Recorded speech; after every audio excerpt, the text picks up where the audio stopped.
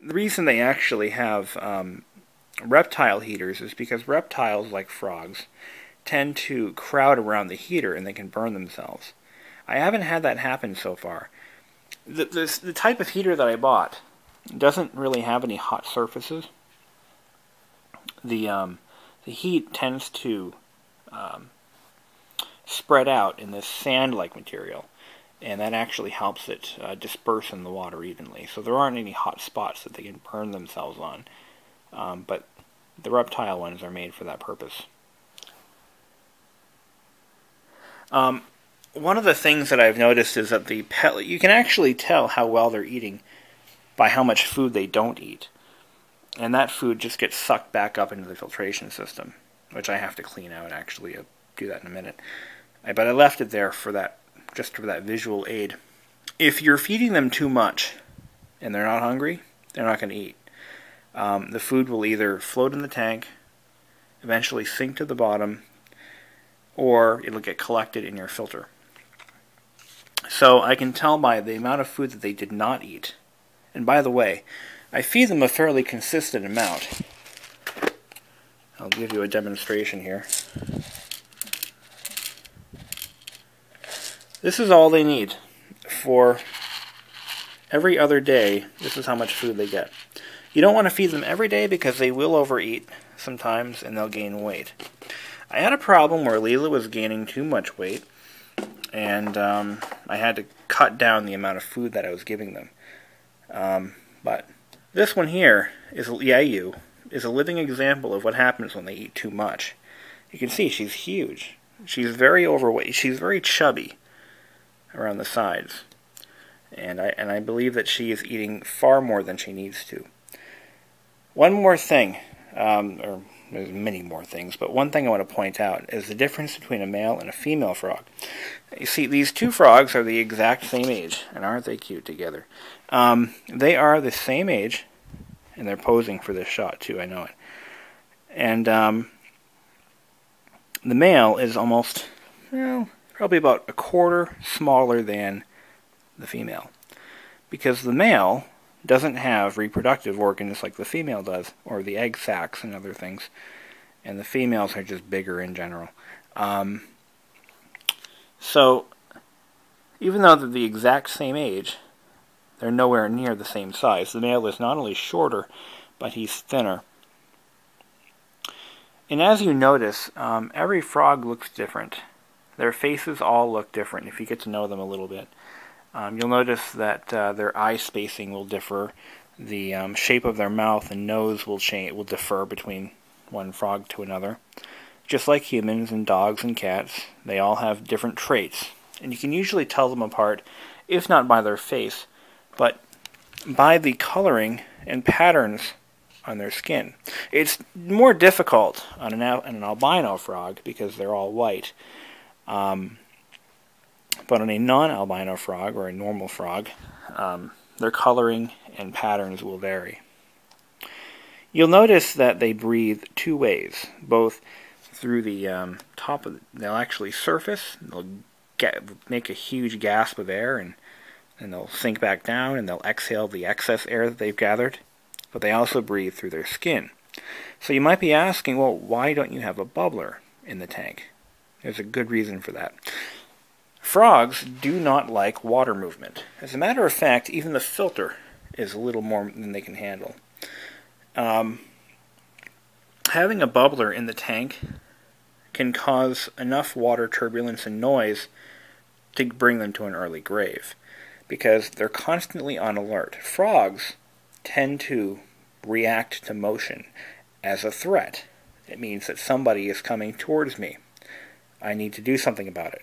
Either that's run and hide or try and fight, the old fight versus flight.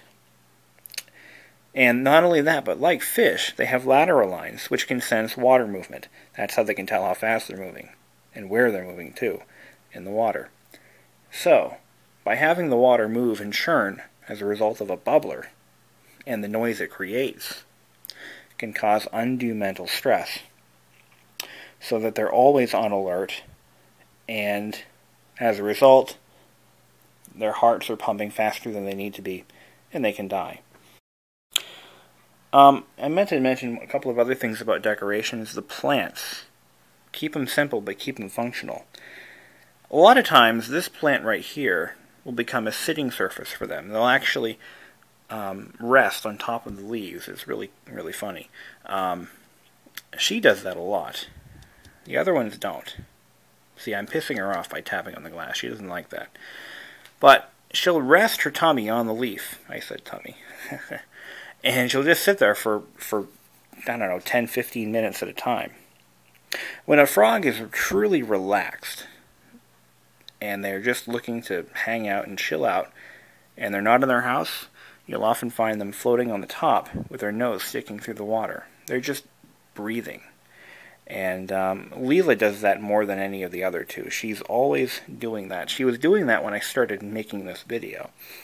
And when I turned the lights on, it upset her, and she didn't like that. So she didn't feel safe anymore, and she moved down like she's where she is now.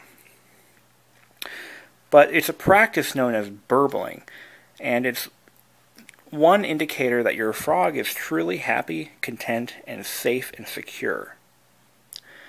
And a lot of unhealthy frogs will do the same thing, but she's done that her whole life, so I have no question that she's healthy. It's just one of the things that she does differently from the other two.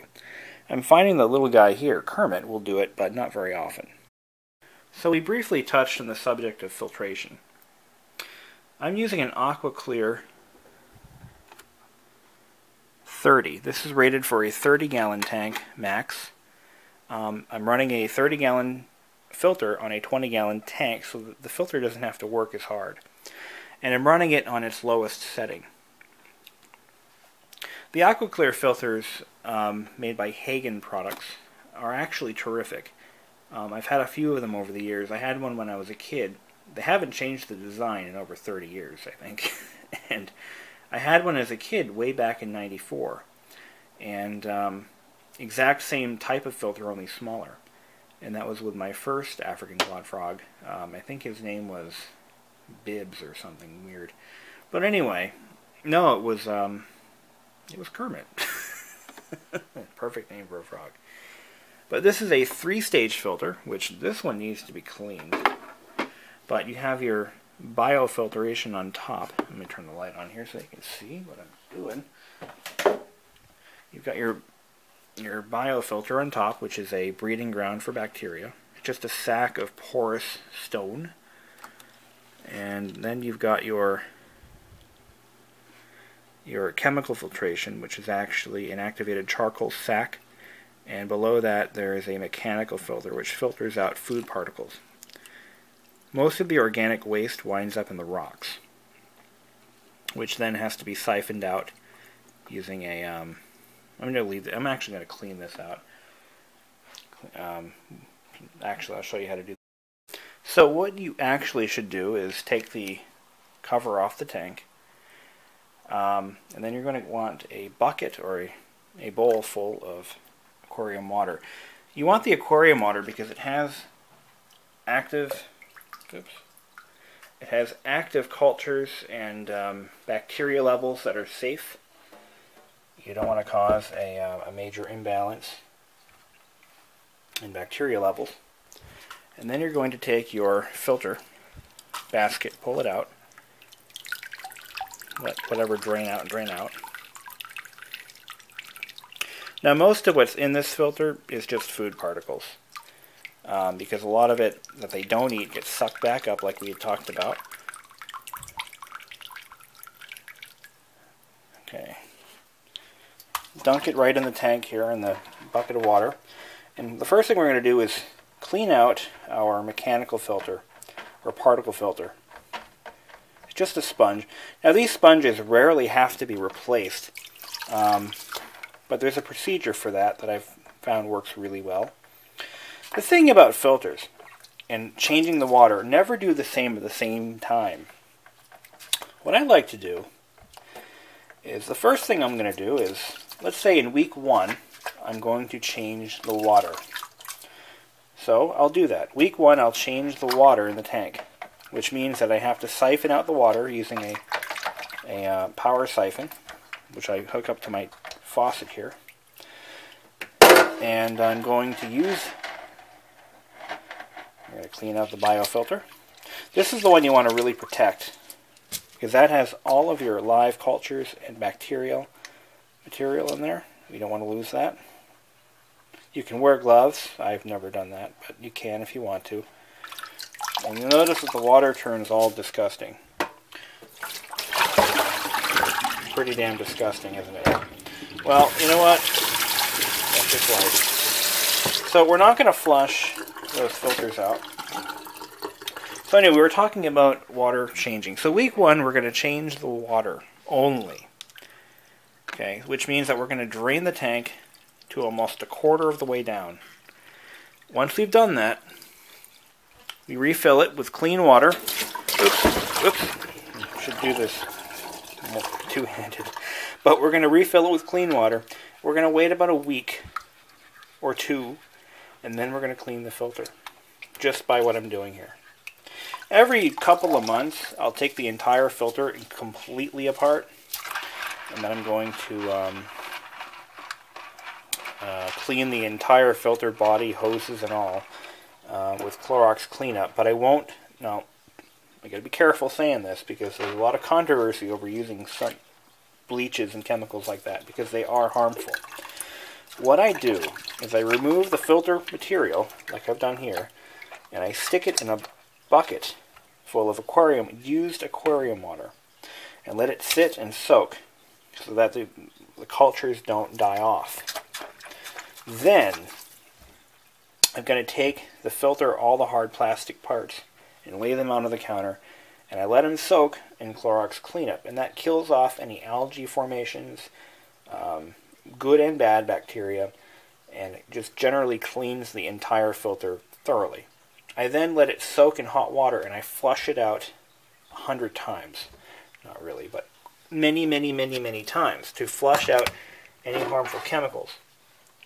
Then I put the filter back together again, let it pump, and we're good to go. This is a method that I use because it's always worked for me, but you don't have to do it my way. You can do it you don't have to use harsh chemicals like I do. It's generally a bad idea, I'll be honest. As for filter replacement, it's hard to tell when your active carbon filter is bad, but I'm getting ready to replace my biofilter because it's been in there for about a year. And what I'll do, actually, it's probably about 6 months old, at least. But what I'm going to do instead of replacing it, let's put it back in again here. I'd probably replace the carbon filter once every couple of months. The sponge filter, or the particle filter, even less than that. I mean, it really, if it ever starts disintegrating, I replace it. But again, the object here isn't to keep everything clean and shiny, it's to keep the bacteria alive. Because that is what does most of the filtration. If you want to know about chemicals, I don't use them.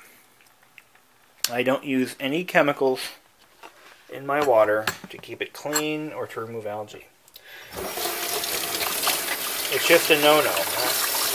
If you notice, some of the chemicals that they use to kill algae actually are carcinogens. And I'm not in the business of killing my frogs. It's just bad. I don't want my frogs getting cancer. Or me, for that matter. So I don't use those. I don't use any of those chemicals. A properly balanced aquaculture and regular water changes, not every day or every week, but every couple of weeks, and your tank will be clean. It's that simple. Let nature clean it as nature is intended to do. So we're going to put the filter on full. I like the AquaClear filter because it is a variable pump rate. And these frogs like slow-moving water, so we keep it on its lowest setting as much as possible. Oh, I got to fill it back up again. So what we're going to do is we're going to drain out this water here, and we're going to fill it I have really safe water here. It's run through a reverse osmosis filter, and it's softened with salt. So it's pretty safe water. I don't have any qualms about using it. But if you live in the city, or if you have public water, you know, you might want to use water conditioning tabs. You know, oh, it's already, the filter actually started itself. So we're going to put this water to replace what we took out. About 2 bowlfuls. There we go. And look at that. Nice, good, clean, flowing filter.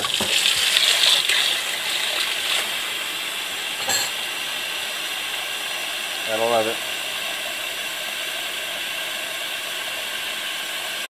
Okay, so the filtration is all taken care of, at least for a little while, which means that I have to now change the water in about a week.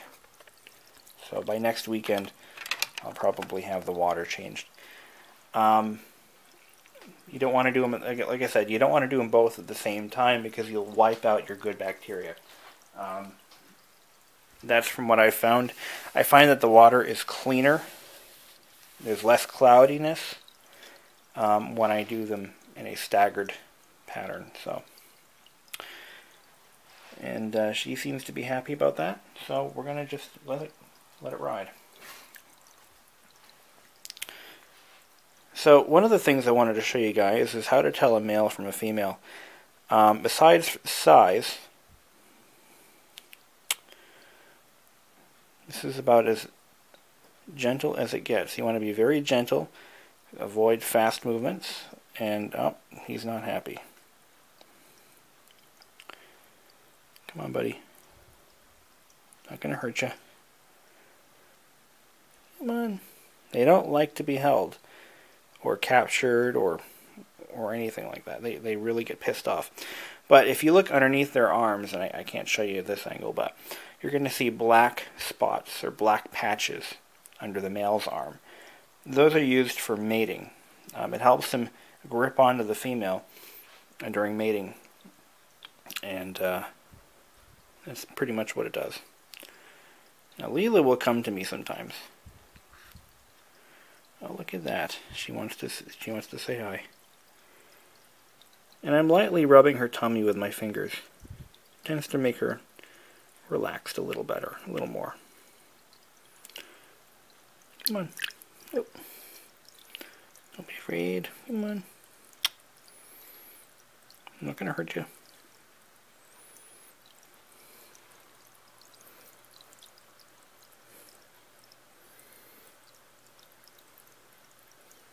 Come on. Oh, she doesn't like that. Sometimes she just gets mad. Like I said, it's unnatural for them to come to humans. They don't like it. She thinks I'm going to feed her. Maybe I should give her some food. I fed her earlier today, so I don't want to overfeed her. But here's a good example of what a female looks like. This little tail-looking thing, that's actually the ovipositor. That is how they lay eggs. And that's how you know she's a female.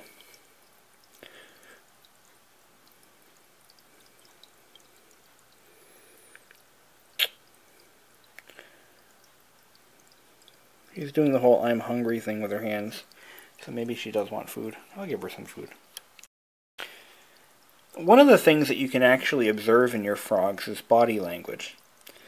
When they're running around the tank doing this, you watch what she does with her hands. When she does that, okay, it means she's hungry. She does that every so often. And it's kind of the universal symbol for I'm hungry. And typically, putting some food in the tank means that they're going to consume it very quickly. And right now she's trying to consume that Reptomin pellet. Oh, she lost it. Now we're going to give it back to her, because I'm a nice guy.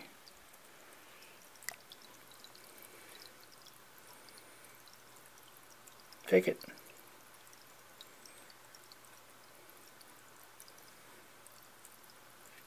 Come on.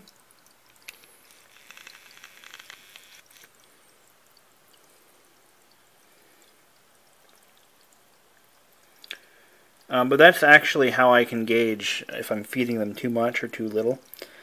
In this case, she's just hungry for some reason. It's not unnatural. But if they start running around the tank looking for food, see, she's not terrible. If she was really that hungry, she'd be devouring that thing. Maybe Nibbler wants some. No, she hates humans.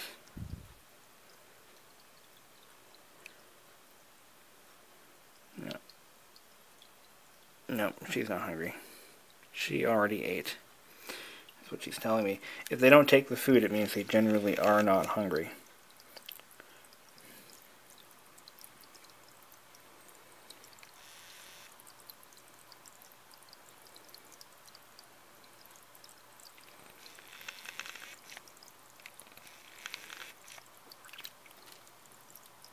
Oh, she ate it. Now let's see if she comes to me. Now that I've given her some food. Now, as far as removing them from the tank, the best thing you can do is to do it by hand. Don't use nets because you can, like I said earlier, you can actually injure them pretty badly. And the safest way to handle a frog I've found is by luring them into one hand and then clasping them into your palm with the other hand. Make sure that you have a place for them to go, like a sink or a bowl or something that they can at least that they at least won't try to escape from. They are escape artists and they can scurry. I've had this little girl running around my living room one day, and because she got out of my, I had her in a separate tank while I was changing the water. Didn't put a lid on it. She got out. And unlike fish, frogs are incredibly mobile. They can go anywhere they want to, and they will. And if they get underneath furniture that's heavy, and even a space that big, they'll get into it. And at that point, it's either move the furniture or they'll die. They cannot eat outside of water. African clawed frogs do not have tongues. They actually consume food by drawing it in through a hydrobranchial pump. Basically, like a turkey baster, sucking the water into their mouth and chewing it with their mouth, the top and bottom of their mouth, which is really just a hard surface that they can mash food on. Kind of like how your grandma eats hot dogs. That's a bad analogy, but it actually works. So I'm going to leave it in the video. So now that you've learned the life and habits of frogs and how to take care of them, I ask that if you are using this video as instructional material on whether or not to buy your kid one, or if you want one yourself because you're creepy like I am, I ask of one favor, and that is to be responsible. Just as you would a dog, or you wouldn't a dog or a cat, don't release your frogs into the wild, because you can actually cause some severe problems like they had in California, where people had dumped some African clawed frogs into a river, and they started breeding at a rapid pace, enough to where it was killing off some of the native plant and animal life. And once that starts, I mean, it's really hard to get rid of them because they're too damn cute to kill. And oh, look at him. I don't know what he's doing or where he's going. But anyway, it's just that you can create some severe issues in the ecosystem, and it's just cruel and inhumane. So don't do that. So if you're going to get a frog, I suggest you do your homework and make sure it's what you really want, and understand that that cute little frog that you buy at the pet store grows into a full-sized frog. Now, these are all full-sized, fully grown frogs, but they can get bigger, and sometimes they do. So Be a responsible frog owner. The other thing you want to make sure you do is give them enough room to live. This 20-gallon tank is good for about 2 frogs. I have 3 because I expected one to die. I had an incident where I bought a baby frog after my other frog had passed away. And I wanted to give Leela a companion, so I got her a little baby frog. Well, guess what? She ate it. And so I went back I actually went to a breeder this time, an actual aquatic animal breeder, and I had him find me a frog that was bigger. And he ended up bringing these 2 frogs, the male and female, Nibbler and Kermit. And I bought them, and they didn't get eaten because they were quick, and they didn't become food. So I was expecting at least one of them to perish, but I wanted at least 2 frogs, no more than that. I got 3 frogs that ended up living forever. So, sometimes you get lucky like that. But anyway, if you're going to have 3 frogs, have a 20-gallon long tank. Don't buy a tall tank, buy a long one. There's no need to buy the 30-gallon version of this tank because it doesn't offer them any benefit. Bigger the tank, the better. The happier they'll be. And don't plan on breeding them because they can breed in large numbers. I'll leave with one more thing. If you have a male frog, they will make noise. They'll start chirping at night, very infrequently in my case, but they do make noise. It's like a low chirping sound. I can't describe it really well, but it's like a fire alarm at low volume. It's really it's actually soothing. But he will start chirping. Depends on the situation and the circumstances and the weather and all that. I believe they're in tune to the barometric pressure, and they know when their optimum breeding conditions are. And when the temperature and barometric pressure are just right, they're going to start chirping. What it actually is a mating call. They're looking for an appropriate female. If the female responds positively, she will chirp twice, or once or twice. It's like knock twice for yes, once for no. It's really weird. But I haven't heard a response call yet. So this poor guy is going to die lonely. So that's pretty much it. That's actually unfortunate. He's in a tank with 2 eligible female bachelors, or not bachelors, but spinsters, and they want nothing to do with him. So, yeah, it's a frog's life. But anyway, so be prepared for that. And if you have more males, it can get pretty competitive. They'll start chirping louder. I think if I had more than one male, they would actually start competing with each other for the mates, but they're not doing that. So we can now lower our aquarium filter down to its lowest setting. We're going to put the covers back on, and there you go. One more thing.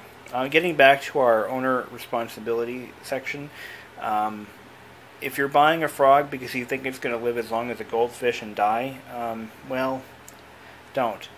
Because they can live up to 25 to 30 years.